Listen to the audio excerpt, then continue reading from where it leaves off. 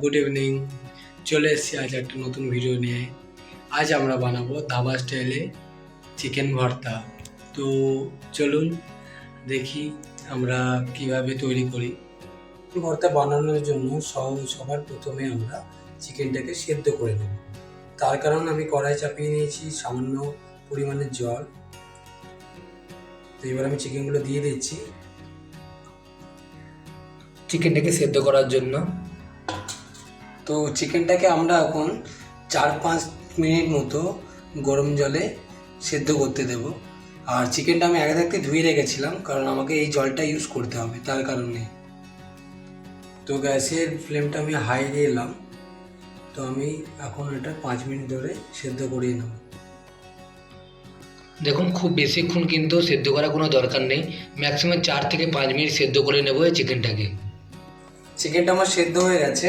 এবার আমি গ্যাসটা নিভিয়ে দেবো আর চিকেনের টুকরোগুলো আমি একটা পাত্রে ঢেলে রাখবো।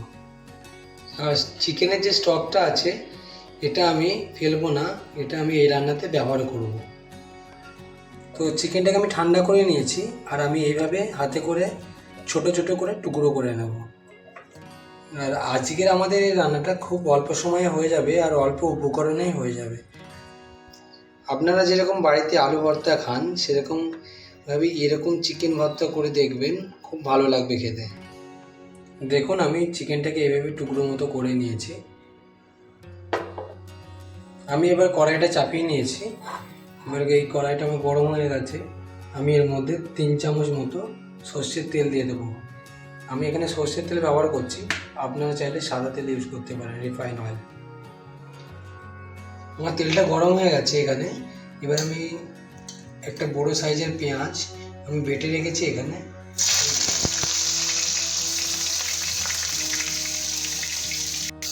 পেঁয়াজটাকে আমি ভালোভাবে 2-3 মিনিট ধরে ভেজে নেব।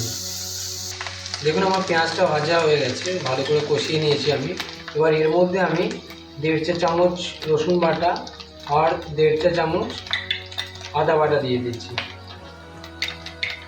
এবার আমি এখানে দিয়ে দিচ্ছি 1 চা চামচ কাঁচা লঙ্কা আর ধনে বাটা একসাথে আমি করে নিয়েছি, আমি দিয়ে দিচ্ছি। তো আমি এটাকে 3 মিনিট ধরে কষিয়ে নেব ভালো করে। আদা আর কাঁচা লঙ্কার কাঁচা গন্ধটা যাওয়ার পর আমি এখানে দিয়ে দিচ্ছি টমেটো বাটা। এখানে 2 মিডিয়াম সাইজে আমি টমেটো বেটে নিয়েছি। এবারও টমেটো পেস্টটাকে দেওয়ার পর আমরা মিনিট 3-4 ভালো করে এটাকে ফ্রাই করে নেব।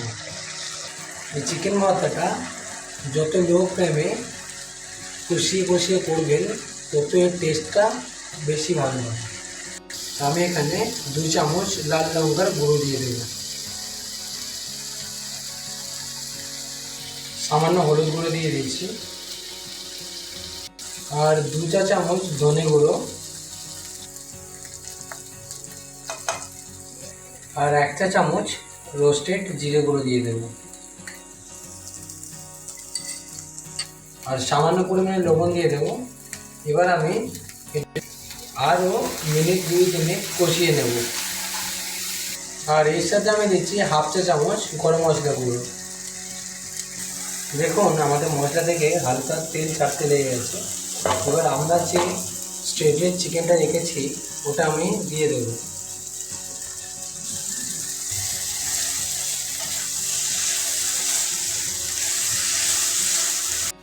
এবার আমি এটাকে ভালো করে মশলার সঙ্গে কষিয়ে নেব। চিকেনটা সেদ্ধ করার পর আমার বেশিক্ষণ টাইম লাগবে না রান্নাটা হচ্ছে, কারণ আমার অলরেডি সেদ্ধ করাই আছে চিকেন। এবার আমি যে চিকেনের স্টকটা রেখেছিলাম, মানে চিকেনের সেদ্ধ করা যে জলটা ছিল আমার কাছে, সেটা আমি দিয়ে দেব। যে 1 কাপ দই আর 10টা থেকে 12টা কাজু বাদাম আমি পেস্ট করে নিয়েছি, আমি সেটা এবার দিয়ে দেব। ভালো করে এটা আমি একটু মিশিয়ে নেব। 3 থেকে 4 মিনিট এটাকে আমি আরও ভালো করে কষিয়ে নেব। এবার উপর থেকে আমি ছড়িয়ে দেবো 1 চামচ বাটার। আপনারা এখানে ক্রিমও ব্যবহার করতে পারেন, আর আমি এখানে বাটারটা ইউজ করলাম। আর তার সাথেই সামান্য পরিমাণে চিনি দিয়ে দেবেন। এবার এটাকে আমি ভালো করে নাড়িয়ে নেব। আমি এতটা গ্রেভি রাখবো না, আমি একটু মাখো মাখো করবো। তো গ্রেভিটাকে আমি কম করার জন্য 2 থেকে 3 মিনিটের জন্য ঢাকা দিয়ে দেবো।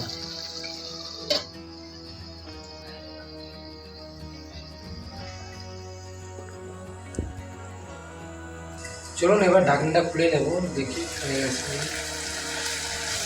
আমাদের এটা হয়ে গেছে, দেখুন।